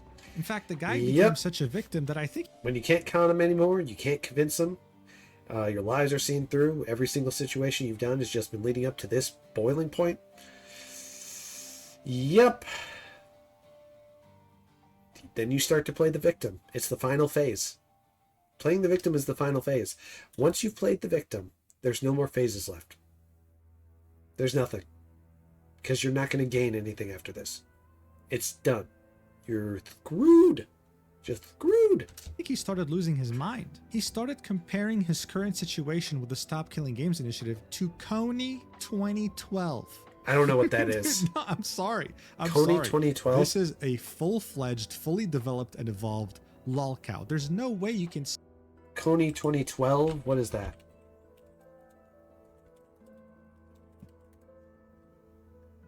What is this? It's a movie? I've never seen this movie, never even heard of it. I don't know, quality alone tells me it's not something I want to say watch. this while being self-aware. It's impossible. And after months of complaining about people brigading and harassing him, he does the same exact thing to Coding Jesus. He would leave a comment on his code review video and would then link his comment to his chat so that they can... I want to be clear about something with the YouTube's terms of service. YouTube, Twitch, Microsoft, Google. They only enforce it where they want to. Not equally across everyone. Only where they want to. They will never, ever, in likelihood, ever help you. So don't make an assumption that just because you read a terms of service and agreed to it, that they're going to enforce it equally among everyone. They just won't. These companies do not do that. You learn it the hard way. And I've learned it too. They don't. And it's a very irritating thing to see. can go upvoted in an effort to ratio the video itself. Like, how petty is that? Come on, man. You make a link to it? You have to click on the little 6 hours edited? Aha! So that doesn't seem to do it? Oh, do I have to right-click on this and then copy link address? And then do that? Is that what does this? Ah, it does highlighted comment. There we go. Boop. There's my comment on it. Enjoy. And I also have a whole argument with a whole bunch of people in the replies in there so they can see what's going on with it. I talked to them through the entire thing of why I did that all in an array, because that is not normal practice to do that, and it's specifically so that you guys can reverse engineer the game and solve the ARG. Sometimes doing bad practice has meaning, which is... Whatever, man. He later deleted this VOD because this literally breaks YouTube TOS. This breaks every aspect of terms of service when it comes to brigading. Not like and harassment. YouTube's going to punish him for it. Can this get any worse? Don't do it equally among everyone. He asked about his opinion when it comes to Stop Killing Games finally reaching 1 million signatures, and he said, "I'm going to be honest with you. I hope that your initiative gets everything that you asked for, but nothing you wanted, and I'll leave it there." See, if I was 12 years old, I would have probably thought this was really cool, but now it's just edgy beyond cringe. But listen, at this point, I'm expecting him to come on to one of his streams one of these days wearing a full-on goth outfit. Ridiculous roller coaster ride on the Lolcow Express, someone did end up asking him, "Hey man, would you consider making an apology video, setting everything straight? Because you know what, this is still salvageable. You can still redeem yourself." And here's what he had to say. Put up a video saying you were wrong with every situation and the internet move on. I am not doing that. I don't give a fuck. If you don't care, why do you keep responding? You could just ignore it. Let your moderators delete the comments and move on. Yeah, simply bend the knee and lie about how you feel, and everyone will stop bullying you. That's a great idea, dude. Yeah, no. How he feels, I don't know. Because I can't describe how he feels. Because if I fuck up, I admit it. Just straight up. You just admit you were wrong about something. When you're proven wrong, just admit you're wrong. He was proven wrong by every YouTuber and Twitch streamer supporting this initiative. And he just can't do that. Oh, this guy is so hopeless, man. Now, I will say this because I'm sure this will appear in the comments. This stuff's stupid. It's his RP with his furry ERP. Literally, that's it. Yes, I'm aware that Pirate Software is a massive furry, and I'm all... This stuff doesn't matter towards the overall end goal. It's just stuff that's there. It's whatever. I don't think it has anything to do with this. It doesn't fit any narrative. People have been commenting about it like crazy, saying it's cringe, it's disgusting. Why is he doing this stuff? I'm like, dude, people are weird online and do all kinds of stuff. Judging him for this? Nah. I'm going to judge him for his takes on the Stop Killing Games initiative. Also aware that he was legally married to someone, and during that marriage, he got in contact with one of the kids. There's always a possibility they were in an open relationship, but we can nor confirm that. So we can only go with the context that she knew or she didn't know his wife, because he is married. Kickstarter backers of Earthbound, the game he's working on, and started a very inappropriate 18+ relationship with them while being married. Yes, he committed adultery. The reason why I didn't mention this in the video is because it doesn't really matter in the grand scheme of things. If he had just apologized during the WoW Classic incident, this coming out wouldn't have done anything. Literally does not matter. What? Most of these messages involved 18+ roleplay, but more specifically, furry roleplay. Yes, they would literally say to themselves, pets you, nuzzles you, plays with your tail. and then get, more 18 plus into it. Yes, most people couldn't even read one page of chat logs because of how cringy it is. So I'm so convinced it wouldn't have done anything to his reputation. No, it's it meaningless doesn't. to talk about. But if It you're is, interested, but you you're can check out talking this about it. video Don't by forget that, Fearful Mugen. Tears titled Pirate Software, the most delusional Twitch streamer. Look, Pirate Software is a lesson, not just in content creation, but in quite literally anything. Normal people make mistakes, and geniuses make mistakes too. We're all human. Admitting that you make a mistake isn't you admitting that you have a weakness. No, on the contrary, never admitting that you're wrong is a weakness in itself because it shows how insecure you are, how fragile of an ego you have. And it'll only make people want to avoid you. I mean, what's the point? Pirate Software is the stupid person's definition of a genius, and he managed to ride that wave for a little while. But now the party's over, and he only has himself to blame. He'll still be a content creator, he'll still have a sizable audience, but he'll never be able to touch the sky like he did at the end of 2023. And they're never coming back unless he finally humbles his dumbass. Anyway, thank you so much for watching the entire video up until the end. I really appreciate it, and I'll see you in the next video. Alright guys, this is Mugen's video. And to anybody that watches this or sees this, subscribe to his channel, give him a thumbs up and a like, and anything else, because it's a good video. It describes a lot. I disagree with some of the things he has, but I agree with the majority of the things he has. Because some of it's just pointless. The video game stuff with the cheating, that's dumb. They were single player games. The WoW situation where he was responsible for 2 party wipes, that is pointless and just dumb. That was part of that weird OnlyFans live streamers guild that was doing hardcore WoW. It's just silly. It was dumb. The voice thing with his voice, dumb. It's pointless. And then the whole furry thing, just dumb and pointless. But the Stop Killing Games initiative, that's where he bit himself in the butt. That's just straight up where it was. So because he did that, he has pretty much had his downfall. And now that his downfall's hit, he's entered the victimhood zone. So we're officially in that zone. But I will say this. He could have, if he just admitted he was wrong on the Stop Killing Games initiative, he could have continued to con everybody. And nobody would have thought differently. Because he didn't commit any crimes. Hey there everyone, if you enjoy this content, like and subscribe, and comment down below. Thanks again.